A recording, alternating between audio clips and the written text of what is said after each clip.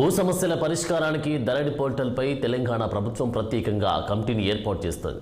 ఈ మేరకు ప్రభుత్వం ఉత్తర్వులు జారీ చేసింది.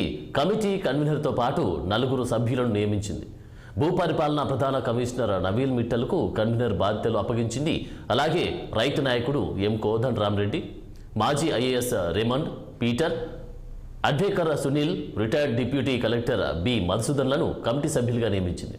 పల్లెల్లో పేరుకుపోయిన పలు రకాల భూ సమస్యలకు పరిష్కారం చూపే క్రమంలో ధరణిపై కమిటీ వేసింది. ధరణి పోర్టల్లో సాంకేతికంగా అనేక సమస్యలు ఉత్పన్నమవుతున్నాయని, పోర్టల్ను పునర్నిర్మించాలని కాంగ్రెస్ నేతలు పదే పదే చెబుతున్నారు. మరోవైపు నూతన కమిటీ సభ్యులు భూ సంబంధిత సమస్యలపై తెలంగాణ జిల్లాలో పర్యటించనుంది. భూ సమస్యల మూలాలను కనుక్కొని పరిష్కారాలపై అధ్యయనం చేసి వీలైనంత త్వరగా నివేదిక అందించాలని ప్రభుత్వం ఆదేశించింది. ఇక ఇదే అంశంపై మరింత తాజా అప్డేట్స్ మా పొలిటికల్ బ్యూరో చీఫ్ రామ్ అందిస్తారు. Ram, good morning Anand. ఏదైతే రాష్ట్ర ప్రభుత్వం ఎన్నికలకు ముందు బీఆర్ఎస్ ప్రభుత్వం తీసుకొచ్చిన ధరణి పోర్టల్ పై పెద్ద ఎత్తున కాంగ్రెస్ ఎన్నికల సందర్భంలో చాలా పెద్ద ఎత్తున విమర్శలు చేసింది. ధరణి వల్ల చాలా మంది బాధితులు ఈ రోజు భూ బాధితులు చాలా మంది ఉన్నారు. ప్రభుత్వం తీసుకొచ్చిన ధరణి పోర్టల్ వల్ల కేవలం కొద్ది మందికే లాభం తప్ప మిగతా ఎక్కువ మంది రైతులు భూ బాధితులు ఉన్నారని చెప్పి తీసుకొచ్చిన దాంట్లో నేపథ్యంలోనే ఈ రోజు కాంగ్రెస్ పార్టీ ప్రభుత్వం ముఖ్యమంత్రి రేవంత్ రెడ్డి ధరణిపై ఒక అధ్యయన కమిటీ వేశారు.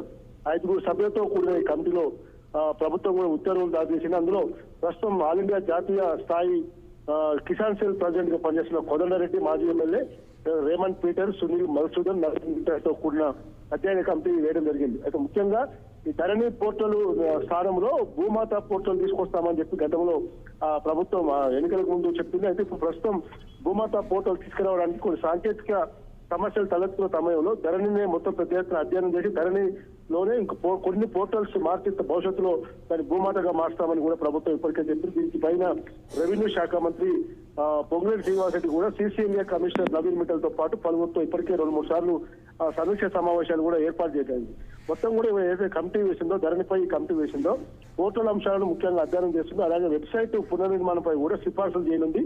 వివాదాస్పదమైన ధరణి రద్దు చేసి ఆ స్థానంలో భూమాతను తీసుకొచ్చే ప్రయత్నం చేసేందుకు ఈ కమిటీ వేశామని చెప్పి తెలుస్తా ఉంది. ధరణి పోర్టల్ వల్ల చాలా మంది రైతులు ఇబ్బంది పడుతూ దాదాపు 40% మంది రైతులు ఇంకా ధరణి పోర్టల్ వల్ల చాలా మంది ఎక్కువగా చేస్తున్నారు. అదేవిధంగా రాష్ట్ర ప్రభుత్వం ఏదైతే ప్రజాభవన్ లో పెద్ద ఎత్తున ప్రజావాణి మంగళ శుక్రవారాల్లో ప్రజావాణి నిర్వహిస్తుందో ప్రజావాణిలో కూడా ధరణి సమస్యలే ధరణి భూబాతులు ఎక్కువ మంది కూడా అక్కడికి వచ్చి తమ ఫిర్యాదులు చేసుకుంటారు. కాబట్టి ఈ లోపాల పైన మొత్తం కూడా అధ్యయనం చేసి పోర్టల్ను ఏ విధంగా మార్చాలి, ఏ విధమైన సందర్భం తీసుకురావాలని చెప్పి మొత్తం రాష్ట్ర వ్యాప్తంగా కూడా అన్ని కలెక్టరేట్ కార్యాలయాల్లో, రెవెన్యూ కార్యాలయాలు తిరిగి కూడా అధ్యయనం చేస్తున్నాను.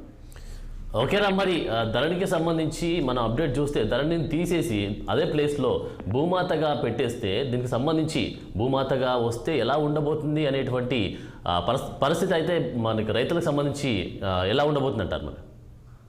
అలా అందుకనే ఇప్పుడు ధరణి పోర్టల్లో ఉన్న లోపాలను అధ్యయనం చేసి ధరణి పోర్టల్ అసలు భూములు చాలా మంది ధరణి పోర్టల్లో పేరున్నప్పటికీ కూడా భూములు మాత్రం వాళ్ళ చేతుల్లో లేవనేదే చాలా మంది ఫిర్యాదులు చేస్తా ఉన్నారు. మా భూములు కనబడట్లేదని చెప్పి ఫిర్యాదు చేస్తున్నారు. ఇవన్నీ అంశాలపై అధ్యయనం చేసేందుకే ఒక అధ్యయన కమిటీ వేశారు. అందులో retired IAS, retired deputy collector, తర్వాత సీసీఎల్ఏ కమిషనర్ మెంబర్ కన్వీనర్ గా ఉండడం. కాబట్టి ఇదంతా కూడా అధ్యయనం చేసేందుకే ఈ కమిటీ వేసి భవిష్యత్తులో ధరణి పోర్టల్ కాస్త భూమాతగా మార్చేందుకే అధ్యయనం చేస్తుందని చెప్పి కమిటీ తెలిసింది. Okay, thank you Ram.